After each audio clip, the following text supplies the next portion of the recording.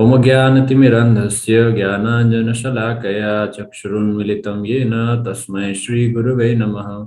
श्रीचैतन्यमनोभीष्टं स्थापितं येन भूतले स्वयं रूपः कदा मह्यं ददाति स्वपदान्तिकं।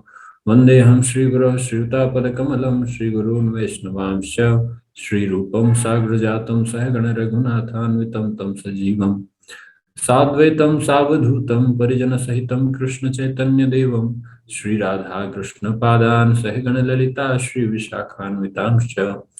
नमो ॐ विष्णुपादाय कृष्णप्रेष्ठाय भूतले श्रीमते भक्तिवेदान्तस्वामिनिति नामिने। नमस्ते सारस्वते देवे गौरवाणी प्रचारिणे निर्विशेष शून्यवादी पाश्चात्यदेशतारिणे। हे कृष्ण करुणा सिंधु दीनबंधु जगतपते गोपेश गोपिका कांत राधा कांत नमोस्तुते। तप्त कांचन गौरांगी राधे वृंदावनेश्वरी वृषभानुसुते देवी प्रणमामि हरिप्रिये। वाञ्छाकल्पतरुभ्यश्च कृपा सिन्धुभ्य एव च पतितानां पावनेभ्यो वैष्णवेभ्यो नमो नमः। जय श्री कृष्ण चैतन्य प्रभु नित्यानंद श्री अद्वैत गदाधर श्रीवासादि गौर भक्त वृंद। हरे कृष्णा कृष्णा कृष्णा हरे हरे हरे राम राम राम हरे हरे। हरे कृष्णा। श्रीमद् भगवद गीता यथारूप श्रील प्रभुपाद जी के द्वारा श्रील प्रभुपाद की जय।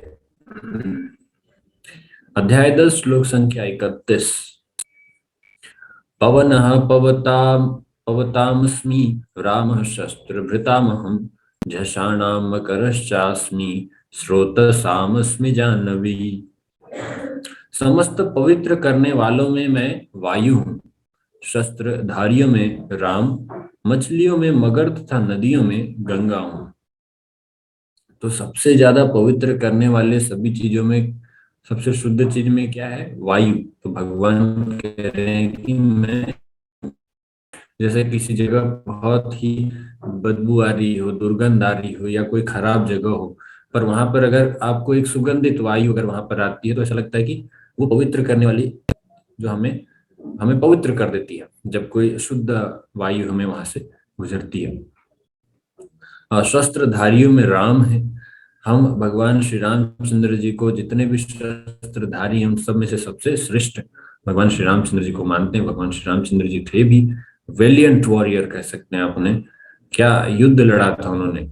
उनके साथ कौन थे? बंदर भालू इनकी सेना थी, लेकिन भगवान श्री रामचंद्र जी ने असुरों की इतनी बड़ी सेना को हरा दिया। मछलियों में मगर, मछलियों में अर्थात कहने का भाव है कि जलचरों में जितने भी जो जल में रहने वाले जीव हैं, तो उन जीवों में जीव मछलियों में सबसे बड़ा जो जीव होता है वो होता है मगर, और बड़ा घातक भी होता है। तो इसीलिए भगवान कह रहे हैं कि ये सबसे श्रेष्ठ है और वो मैं हूँ, वो मुझे रिप्रेजेंट करता है। तथा नदियों में गंगा हूँ, इसीलिए गंगा नदी को सबसे पवित्रतम नदी माना जाता है। सर्गाणामादिरन्तश्च मध्यम चैवाहम् अर्जुन अध्यात्म विद्या विद्यानां वादः प्रवदतामहम्। अर्जुन, मैं समस्त सृष्टियों का आदि मध्य और अंत हूँ। मैं समस्त विद्याओं में अध्यात्म विद्या हूँ और तर्क शास्त्रों में मैं निर्णायक सत्य हूँ। तो इस सृष्टि के भगवान आदि मध्य और अंत हैं। इसीलिए जो वैज्ञानिक भगवान को ढूंढना चाहते हैं कि भगवान कहाँ मिलेंगे, हम big bang theory, big brain theory, पता नहीं क्या क्या थ्योरी वो लोग निकाल रहे हैं, और फिर लार्ज एड्रॉन कोलाइडर से या कुछ और गॉड पार्टिकल ढूंढते हुए भगवान को ढूंढना चाह रहे हैं, तो उनको कभी भगवान मिल ही नहीं सकते। क्योंकि भगवान तो इस सृष्टि के आदि अर्थात शुरुआत में है, भगवान इस सृष्टि के मध्य में है, भगवान इस सृष्टि के अंत में है। तो हम भगवान जो मध्य में है, अर्थात हमको जो अलग अलग रूप में भगवान दिख रहे हैं, तो हम इनको नहीं समझ पा रहे हैं। तो हम शुरुआत को, सृष्टि के आरंभ को हम समझना चाहेंगे कि वहां से हम भगवान को सिंथेसाइज करेंगे। अरे तो भगवान क्या ऑब्जेक्ट है क्या कि आप सिंथेसाइज करेंगे? तो भगवान को अगर ढूंढना भी चाहेंगे तो भगवान को ढूंढ नहीं सकते। क्यों? क्योंकि भगवान सृष्टि के आदि शुरुआत में खड़े हैं। हम हमारी शुरुआत नहीं होती, उससे आगे भगवान खड़े हैं, तो फिर हम कैसे ढूंढेंगे? भगवान सबसे अंत में भी है। मैं समस्त विद्याओं में अध्यात्म विद्या हूँ।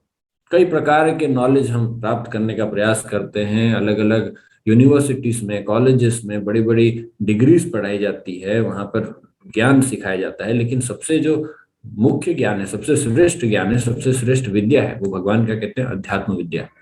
अध्यात्म विद्या, जिसके बारे में हम अभी चर्चा कर रहे हैं। अध्यात्म का अर्थ ही होता है वह विद्या जो आत्मा के संबंध में हमें ज्ञान दे, तो इसे कहते हैं अध्यात्म विद्या। और तर्क शास्त्रियों में मैं निर्णायक सत्य हूँ। जितने भी तर्क शास्त्री हैं, तो इसमें सबसे, अगर आप निर्णायक सत्य को स्पष्ट रूप से रख देते हैं तो फिर किसी प्रकार के और तर्क की कोई आवश्यकता नहीं रह जाती। इसीलिए सभी तर्क शास्त्रों में भगवान कहते हैं कि मैं निर्णायक सत्य हूँ।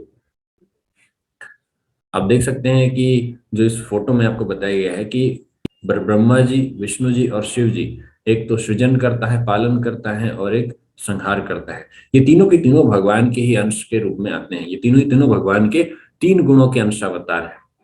तो ब्रह्मा जी रजोगुण के अधिष्ठाता हैं, विष्णु जी सतोगुण के, और शिव जी तमोगुण के। ऐसा नहीं कि ये लोग इस गुण में रहते हैं, लेकिन ये इसको संचालित करते हैं। तो ये तीनों ही भगवान के अंश हैं। तो कहाँ से ढूंढेंगे आप? जब सृजन ही नहीं हुआ था आपका, उससे पहले की चीज आप भगवान को कैसे ढूंढ सकते हैं? भगवान उससे भी पहले खड़े हैं। अक्षराणामकारोऽस्मि द्वन्द्वः सामासिकस्य च अहमेवाक्षयः कालो धाताहं विश्वतो मुखः। अक्षरों में मैं अकार हूँ, अकार। जब हम अ आ इ ई पढ़ते हैं तो सबसे पहला अक्षर कौन सा आता है? अ। तो भगवान कहते हैं अक्षरों में मैं अकार हूँ, अ से शुरुआत होती है। और समासों में मैं कौन हूँ? द्वंद्व समास। आपने कई प्रकार के समास सुने होंगे, जो हिंदी भाषा के विषय में जानते होंगे। जो हिंदी भाषा के विषय में जानकारी रखते हैं, आप लोग को पता होगा कि समास 6 प्रकार के होते हैं: बहुब्रीहि समास, द्वंद्व समास, कर्मधारय समास, और तत्पुरुष समास, और द्विगु समास, एक और समास है मुझे याद नहीं आ रहा है। तो इस तरह से 6 अलग अलग प्रकार के समास है। लेकिन इसमें अव्ययी भाव समास, तो 6 प्रकार के समास हैं: अव्ययी भाव समास, तत्पुरुष समास, फिर कर्मधारय समास, और द्विगु समास, द्वंद्व समास, और बहुब्रीहि समास। तो इसमें से द्वंद्व समास कहते हैं कि मैं इन सब में द्वंद्व समास हूँ। द्वंद्व समास क्या होता है? दिन रात, धूप छांव, या फिर सुख दुख। तो जहां पर इस तरह से द्वंद्व रहता है, तो भगवान कहते हैं कि मैं वो समास हूँ, उस समास को रिप्रेजेंट करता हूँ। इसका कारण क्या है? कारण क्यों इस समास को भगवान, ये समास को भगवान को रिप्रेजेंट करता है? क्योंकि इसमें इस संसार की सच्चाई समझ में आ रही है। ये द्वंद्व, ये संसार द्वंद्व रूप में है, जिसमें सुख और दुख दोनों है। तो भगवान कहते हैं कि ये द्वंद्व समास में मैं शाश्वत काल भी हूँ, और सृष्टाओं में ब्रह्मा हूँ। जितने भी सृष्टा, सृष्टि करने वाले हैं, सब में मैं ब्रह्मा हूँ, क्योंकि ब्रह्मा इस संसार में, इस भौतिक संसार के सृजन करता है, सृष्टा है। मृत्यु सर्वहर्षाहम उद्भवश्य भविष्यताम कीर्ति श्रीर्वाक्य वाक्य नारीणाम स्मृतिर्मेधा वृत्ति क्षमा। मैं सर्वभक्षी मृत्यु हूँ, और मैं ही आगे होने वालों को उत्पन्न करने वाला हूँ। भगवान मृत्यु भी हैं, भगवान जन्म देने वाले भी हैं। स्त्रियों में मैं कीर्ति, श्री, वाक, स्मृति, मेधा, धृति तथा क्षमा हूं। तो ये स्त्रियों में अलग अलग प्रकार के गुण हैं। कीर्ति है, श्री है, मतलब यश है, सुंदरता है, उनकी मेधा शक्ति है, उनकी उनकी बोलने की जो शैली है। तो ये अलग अलग प्रकार से जो स्त्रियों में जो गुण होते हैं, विशेष गुण होते हैं, तो ये भी भगवान ही है। तो हर वो चीज, एक्चुअली हम देख रहे हैं कि संसार में हर वो चीज जो सबसे बेस्ट है, वो वास्तव में भगवान के अंश है। आज हम देख रहे हैं, लेकिन भगवान ने कितने समय पहले बता दिया है कि ये चीज मैं हूँ, इसमें जो ये बेस्ट है, इसमें ये बेस्ट है। तो जो ही मनुष्य जन्म लेता है, वो क्षण क्षण मरता रहता है। इस प्रकार मृत्यु समस्त जीवों का हर क्षण भक्षण करती रहती है, किंतु अंतिम आघात मृत्यु कहलाता है। यह मृत्यु कृष्ण ही है। जब से हमने जन्म लिया है, तब से प्रति क्षण हम धीरे धीरे अपना जीवन गंवा रहे हैं। धीरे धीरे हम अपने आप को, हमारी हमारी मृत्यु नजदीक आती जा रही है। इसीलिए शास्त्र ये कहते हैं कि मृत्यु को एक पर्टिकुलर टाइम पे नहीं होता, मृत्यु तो हर क्षण हो रहा है। प्रति क्षण हमारी मृत्यु हो रही है, एक एक क्षण जा रहा है, मृत्यु हो रही है, क्योंकि उस समय निकल रहा है। मृत्यु किसकी हो रही है? इस शरीर की होने वाली है। तो ये शरीर तो क्षय तो हो ही रहा है, धीरे धीरे क्षय हो रहा है, इसका नाश हो रहा है। सेल्स मर रहे हैं, नए सेल्स पैदा हो रहे हैं, ठीक है, वो अलग बात है, लेकिन धीरे धीरे इसका जो समय है, इसका समय अंतराल चला जा रहा है, तो ये क्षय हो रहा है। आत्मा तो नश्वर है, आत्मा तो कभी नहीं मरेगी, आत्मा तो अविनाशी है। आत्मा, सॉरी, नश्वर नहीं, आत्मा तो अविनाशी है, तो आत्मा तो कभी नहीं मर सकती। लेकिन ये जो शरीर है जिसको मृत्यु आने वाली है, तो ये प्रतिक्षण धीरे धीरे समाप्त हो रहा है। लेकिन जो अंतिम आघात होगा, जिस दिन आत्मा इस शरीर से निकल ही जाएगी, उसे मृत्यु कहते हैं हम। तो ये मृत्यु भी कृष्ण ही है। बृहत साम तथा सामनाम गायत्री छंद साम हम, मासा नाम मार्गशीर्षो हम, ऋतुनाम कुसुमाकरः। मैं सामवेद के गीतों में बृहत साम हूँ, सामवेद के गीत में बृहत साम है भगवान, और छंदों में गायत्री है। तो ये सामवेद जब हम पढ़ेंगे तो उसमें अलग अलग प्रकार के गीत हैं, उसमें बृहत साम करके कोई गीत होगा जो सबसे, भगवान कह रहे हैं कि ये सबसे श्रेष्ठ है। और छंदों में गायत्री हूँ, जितने भी छंद हम देखते हैं तो ये गायत्री हम जानते हैं, गायत्री मंत्र आप देख सकते हैं इस पिक्चर में। तो छंदों में भगवान कौन है? गायत्री है। इसलिए गायत्री को सबसे, जितने भी वेद मंत्र हैं इन सबसे मुख्य मंत्र माना जाता है। समस्त महीनों में मैं मार्गशीर्ष हूँ। मार्गशीर्ष को कुछ लोग अगहन भी कहते हैं, तो मार्गशीर्ष के महीने हैं। तथा समस्त ऋतुओं में फूल खिलने वाली वसंत ऋतु। तो 6 प्रकार के ऋतु हैं, उसमें भगवान वसंत ऋतु। इसका डिटेल आप देख सकते हैं तात्पर्य में कि अगहन या फिर बृहत साम क्या है, तो इसके विषय में भगवान क्यों बता रहे हैं। द्यूतम छलयतामस्मि तेजस तेजस्विनामहम, जयोस्मि व्यवसायोस्मि सत्वम सत्ववतामहम। वे बलवानों में, भगवान कृष्ण अपने विषय में बता रहे हैं कि बलवानों में सर्वाधिक बलवान है। इसका यहाँ पर अनुवाद नहीं लिखा हुआ है, तो ये तात्पर्य में से हम पढ़ रहे हैं। अब वैसे इसका अनुवाद है कि द्यूतम छलयतामस्मि, जितने भी जो छली हैं, इनमें से सबसे बड़ा जो छली है वो कौन है? भगवान कृष्ण। उनसे बड़ा कोई, उनको कोई छल नहीं सकता। जितने भी छल कपट करने वाले लोग हैं, जैसे शकुनी थे, शकुनी बड़े अपने आप को बड़े छली समझते थे, सोचते थे कि मैं पांडवों को मैंने छल लिया, लेकिन वो जानते नहीं थे कि इस छल में उनकी भले ही जीत हो बाहरी रूप से, लेकिन आंतरिक रूप से भगवान ने उनको हरा दिया। और महाभारत के युद्ध में भगवान ने जिस प्रकार का छल दिखाया, उस प्रकार का छल तो कोई दिखा भी नहीं सकता। कि आप सूर्य को ढक देते हैं, सूर्य को ढक देते हैं ताकि जो जयद्रथ था वो छिप गया था, सोच रहा था कि जब सूर्यास्त होगा तब मैं निकलूंगा, अर्जुन तब मर जाएगा। आपको एक कथा मालूम होगी, भगवान कृष्ण ने अपने चक्र से सूर्य को ही छिपा दिया, ऐसा प्रकट किया कि सूर्यास्त हो गया है। तो ये सोचकर कि सूर्यास्त हो गया है, उन लोग को भ्रम हो गया और जयद्रथ बाहर निकल आया। जैसे जयद्रथ बाहर आया, भगवान ने चक्र हटाया, सूर्य बाहर वापस, और अर्जुन ने मौका देकर जयद्रथ का वध कर दिया। तो ऐसे छलित भगवान, इनको कौन छल सकता है। तेजस तेजस्वी नाम हम, जो तेज है इस संसार में जितने भी, उसमें से सबसे ज्यादा जो तेज, जो भी हमारे अंदर में तेज पाया जाता है, वो भी भगवान कहते हैं वो मैं हूँ। जयोस्मि व्यवसायोस्मि सत्वम सत्ववताम हम। और जो भी हम यहाँ पर सभी प्रकार के सत्वों में से भगवान कहते हैं कि मैं ही वो सत्य हूँ। तो इस प्रकार से यहाँ पर कहा गया है कि वे बलवानों में सर्वाधिक बलवान है। जब कृष्ण इस धराधाम में विद्यमान थे तो कोई भी उन्हें बल में हरा नहीं सकता था, कोई भगवान को बल में नहीं हरा सकता था। यहाँ तक कि वे अपने बाल्यकाल में उन्होंने गोवर्धन उठा लिया था। तो भगवान इस श्लोक में भी कहते हैं कि भगवान ही विजय है, भगवान ही साहस है, और भगवान ही सभी प्रकार के बल है, सभी प्रकार के सभी प्रकार के बल है। तो यहाँ तात्पर्य में जो श्रील प्रभुपाद जी बता रहे हैं कि कैसे भगवान सभी बलवानों के बल है, उनको कोई भी बल में नहीं हरा सकता। वास्तव में भगवान कृष्ण को किसी भी तरीके से आप नहीं हरा सकते, ना उनको तेज में हरा सकते, ना सुंदरता से हरा सकते, ना उनको ज्ञान में हरा सकते, ना उनको शक्ति से हरा सकते, ना उनको वैराग्य में हरा सकते हैं, और ना ही उनको किसी प्रकार के यश में हरा सकते हैं। वृष्णिनाम वासुदेवस्मि पांडवानां धनंजय, मुनिनामुप्यहं व्यासः कविनामुशनाम कवि। मैं वृष्णि वंशियों में वासुदेव और पांडवों में अर्जुन हूँ। मैं समस्त मुनियों में व्यास तथा महान विचारकों में उष्णा हूँ। अच्छा, महान विचारकों में उष्णा।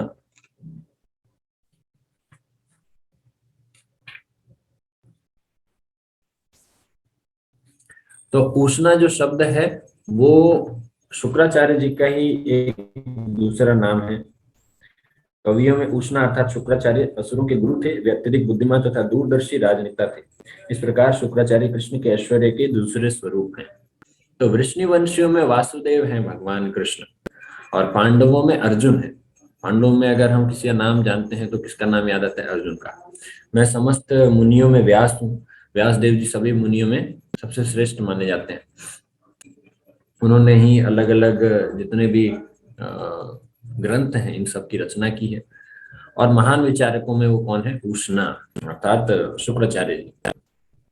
कृष्ण आदि भगवान है और बलदेव कृष्ण के निकटतम अंश विस्तार है। ये किस संदर्भ में कहा गया है? इस संदर्भ में कहा गया है कि जो वृष्णि वंशियों के बारे में बात हो रही है, तो वहां पर वसुदेव जी के ही पुत्र रूप में दोनों उत्पन्न हुए थे। और चूंकि वसुदेव के पुत्र के रूप में उत्पन्न हुए, इसीलिए इन्हें वासुदेव कहा जाता है। तो भगवान वृष्णि वंशियों में कौन है? वासुदेव है। इसीलिए वो अपने आप स्वयं की बात कर रहे हैं।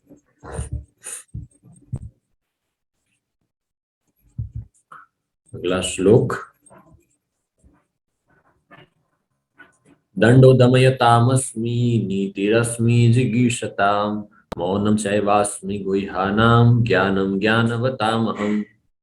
अराजकता को दमन करने वाले समस्त साधनों में मैं दंड हूँ, और जो विजय के आकांक्षी हैं उनकी मैं नीति हूँ। रहस्यों में मैं मौन हूँ और बुद्धिमानों में ज्ञान हूँ। अराजकता को दमन करने वाले समस्त साधनों में दंड हो। जब भी किसी प्रकार के कहीं पर उदंडता फैलती है, यहाँ कहीं बदमाशी होती है या कुछ दुष्ट प्रवृत्ति के लोग अपनी धौंस जमाने लगते हैं, तो वहां पर उन्हें क्या किया जाता है? उन्हें दंड दिया जाता है। तो इनको सबसे मुख्य रूप से इनको दमन करने का जो कार्य है दंड के द्वारा होता है। साम दाम भेद दंड। तो साम दाम, है ना, दंड भेद, इन सब में अंतिम में क्या उपयोग किया जाता है? दंड। तो दंड प्रणाली। तो ये दमन करने के सभी साधनों में दंड सबसे श्रेष्ठ है, क्योंकि अंतिम में इसका उपयोग किया जाता है। उसी प्रकार से जो विजय के आकांक्षी हैं उनकी मैं नीति हूँ। तो उनके लिए भगवान कहते हैं कि उनके जो प्लानिंग होती है, जो उनकी जो सोच होती है जिस तरह से, तो वो नीति है भगवान। रहस्यों में मैं मौन हूँ। जो भी रहस्य, भी रहस्य, इसमें सबसे ज्यादा रहस्य, सबसे ज्यादा गूढ़ वो चीज क्या है? मौन है। जब भी कोई व्यक्ति कोई रहस्य बताना, किसी बात को रहस्य रखना चाहता होगा, तो वो चुप रहेगा, वो मौन रहेगा। तो मौन रहने से समझ में भी नहीं आता कि ये किस तरह का, ये कौन से विचार को छिपा रहा है। इसलिए मौन सबसे बड़ा रहस्य है, एक रहस्य है। और बुद्धिमानों में मैं ज्ञान हूँ। बुद्धिमान व्यक्ति का क्या चीज है? उसके पास है, उसके पास ज्ञान है। तो सुनने, सोचने तथा ध्यान करने की गोपनीय क्रियाओं में मौन ही सबसे महत्वपूर्ण है, क्योंकि मौन रहने से जल्दी उन्नति मिलती है, ऐसा तात्पर्य श्रील प्रभुपाद जी कहते हैं। इसलिए हमें अन किसी प्रकार की अवांछित बातें नहीं करनी चाहिए, बेकार में प्रजल्प नहीं करना चाहिए। जब भी हमें अगर कोई किसी प्रकार के काम नहीं है तो हमें मौन रखनी चाहिए। हमारे जिह्वा का उपयोग जब तक कृष्ण कथा या कृष्ण प्रसाद के लिए ना हो तब तक इसका उपयोग नहीं करना चाहिए। यच्चापि सर्वभूतानां बीजं तदहम् अर्जुन न तदस्ति विना यत्स्यान्मया भूतं चराचरम्। यही नहीं हे अर्जुन, मैं समस्त सृष्टि का जनक बीज हूँ। ऐसा चर तथा अचर कोई भी प्राणी नहीं जो मेरे बिना रह सके। पहले तो भगवान ने कह दिया कि चर और अचर जितने भी हैं वो सब कुछ उनसे आते हैं। अब यहाँ पर भगवान स्पष्ट रूप से कह रहे हैं कि समस्त सृष्टि का जनक बीज हूँ। अर्थात बीज के बिना क्या हम किसी की उत्पत्ति संभव है? क्या हम इसे संभव मान सकते हैं? मान लीजिए बिना बीज का कोई पौधा या कोई पेड़ बन सकता है?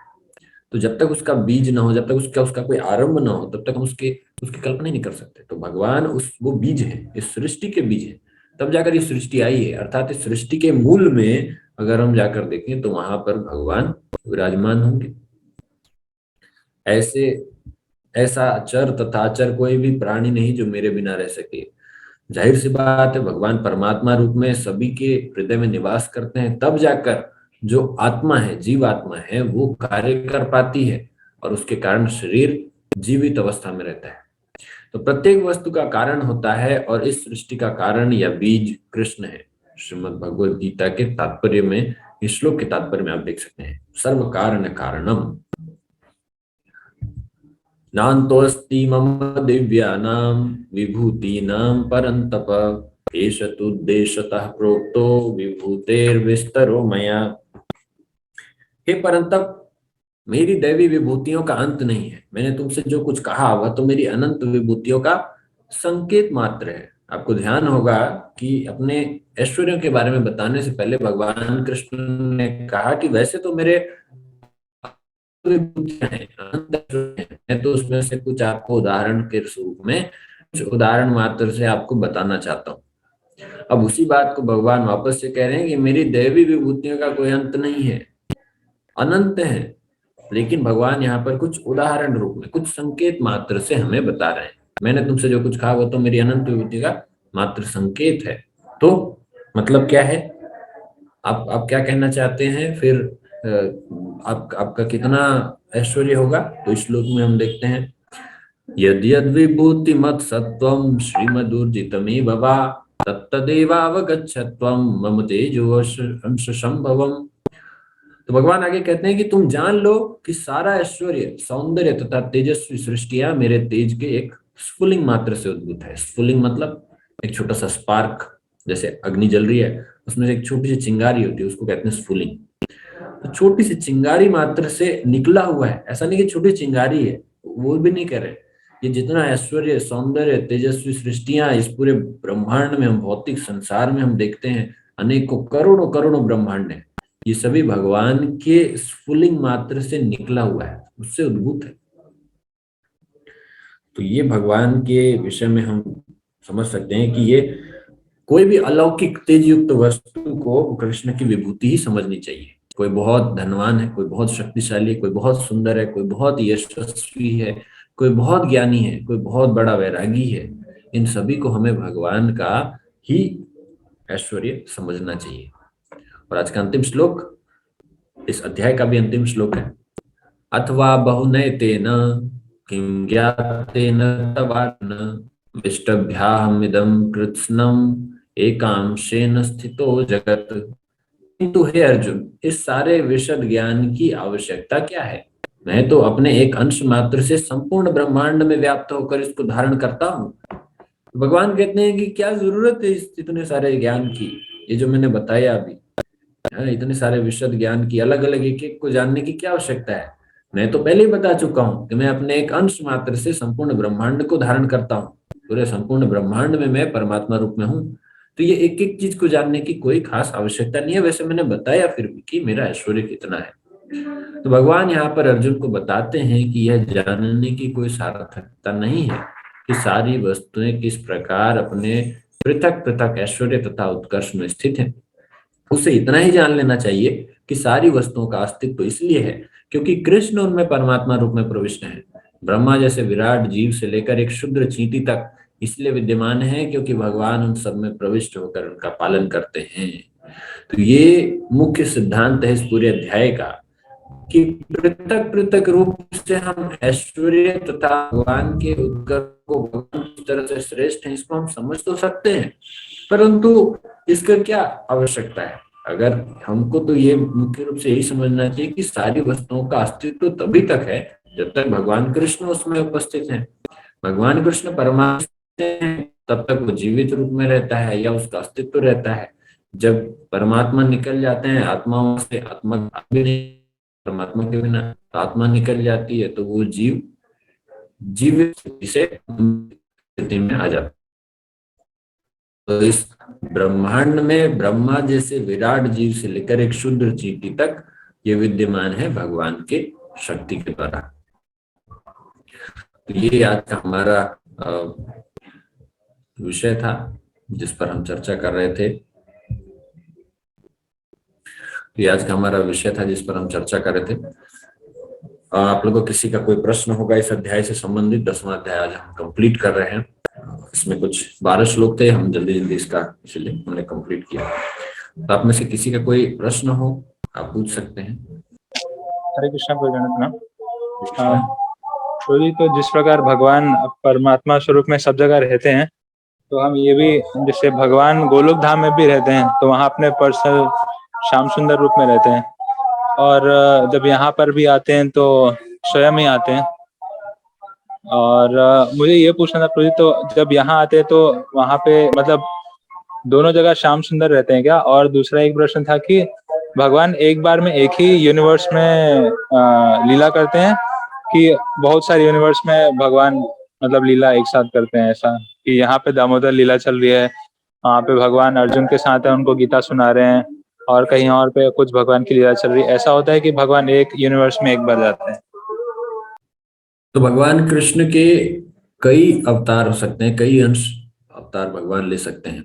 भगवान के कोई ऐसा इसमें कोई सीमित कोई लिमिटेशन नहीं है। तो मैं बता रहा था कि ब्रह्मा जी के एक दिन में भगवान कृष्ण एक बार प्रकट होते हैं अपने मूल रूप में, और जो रूप है भगवान के वो अंश हैं या तो उनके अंश के अंश हैं। तो मूल रूप से जो भगवान कृष्ण आए थे आज से 5000 वर्ष पूर्व वृंदावन में, जो कि देवकी नंदन कृष्ण है, भगवान सॉरी यशोदा नंदन कृष्ण है। तो यशोदा माता के जो व्रज के जो कृष्ण हैं, जो वास्तविक मूल रूप से गोलोक वृंदावन में वास करते हैं, वो भगवान कृष्ण उस रूप में भगवान आए थे। आप फिर पूछेंगे तो दूसरे ब्रह्मांडों में क्या होता है, यही प्रश्न आपका दूसरा था कि दूसरे दूसरे ब्रह्मांडों में फिर क्या होता है, क्या भगवान एक साथ सभी ब्रह्मांड में आते हैं? तो नहीं, भगवान अपने दूसरे अंश अवतारों के साथ में दूसरे ब्रह्मांडों में लीला करते हैं।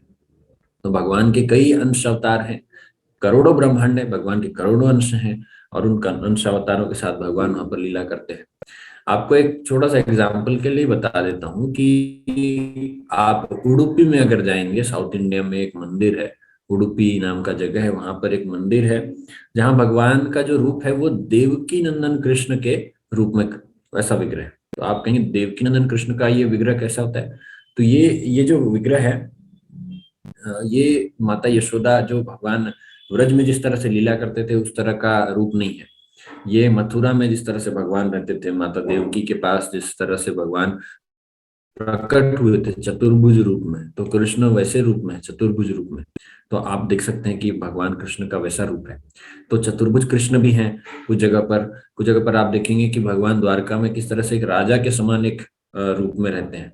लेकिन जो मूल रूप है भगवान का वो है गाय चराते हुए, बांसुरी बजाते हुए, मोर पंख धारण किए हुए, और अ, पीतांबर वस्त्र धारण किए हुए। तो इस तरह से भगवान के जो सिंपल सा रूप है ये उनका वास्तविक रूप है। ये एक ग्वाले के रूप में भगवान का वो रूप है, और वो रूप ब्रह्मा के एक दिन में, ब्रह्मा जी के 100 सालों में, ब्रह्मा जी के कई दिन हैं तो इनमें एक दिन में एक बार भगवान आते हैं। तो ब्रह्मा का एक दिन कितना होता है? वो बहुत ज्यादा होता है, 1000 दिव्य युग होते हैं उसमें, और 1000 दिव्य युग में भगवान एक बार आते हैं। तो ऐसे दूसरे दूसरे ब्रह्मांडों में भगवान जाते हैं, और वहां पर एक एक बार ब्रह्मा जी के अलग अलग दिन के हिसाब से वहां पर भगवान वहां पर लीला करते हैं। ओके प्रभु, हरे कृष्णा।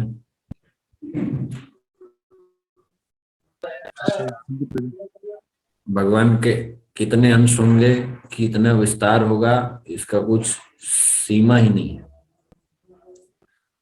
कोई सीमा नहीं है। जब सारा भौतिक संसार, भगवान जब सांस लेते हैं, जब सांस छोड़ते हैं, तो उनके रोम रोम से जो बुलबुले निकलते हैं वो एक एक बुलबुला भगवान के वो ब्रह्मांड होता है।